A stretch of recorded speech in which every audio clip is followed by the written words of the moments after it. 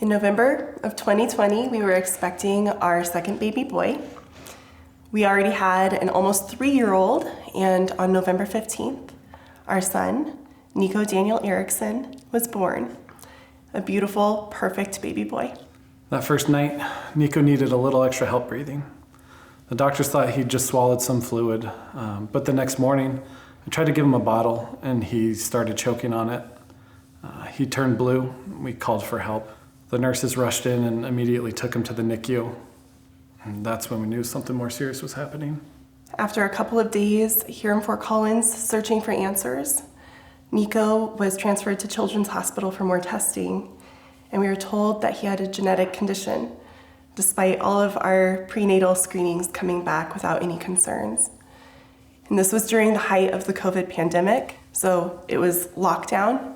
Families weren't able to come visit, and we weren't even allowed to ride in the ambulance down to Children's Hospital with him. So it was very scary. It was very isolating. When we got down to Children's, we thought that they would have everything that he needed. And we just thought that this was the next step that we needed to take for him to get better. But every single day, the news got harder. Nico was diagnosed with a severe case of CHARGE syndrome, a genetic condition that affected many parts of his body, especially his heart. We learned that Nico would need heart surgery to save his life, but we also learned that the series of surgeries that he required had a very low chance of success. The doctors told us that even if he survived these surgeries, there would likely be major impacts to his quality of life. So we had to make the hardest decision of our lives, which is not to pursue surgery. We didn't want our little boy to suffer or to feel scared or feel pain. He just deserved a life of love. Our family was able to come and meet him, which is something that during the time of COVID, we didn't know if he'd be able to meet his grandparents, his aunts and uncles, or his big brother. And Nico got to meet all of them. And when he was 8 days old, Nico passed away in our arms. And that little boy only ever knew love. After Nico died, we had to navigate this new world, a world where one of the most important people in our lives was no longer in it. I have a background working in nonprofits, and I knew about 3Hopeful Hearts.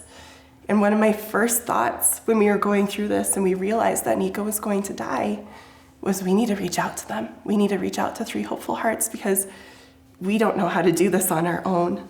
So we reached out to 3Hopeful Hearts right after Nico died. And they were able to give us some resources like books to help us start processing grief for Nico and for ourselves, for our other son who lost his brother. There's so many sides of grief, it's just overwhelming. Another resource that 3Hopeful Hearts introduced us to was their support groups.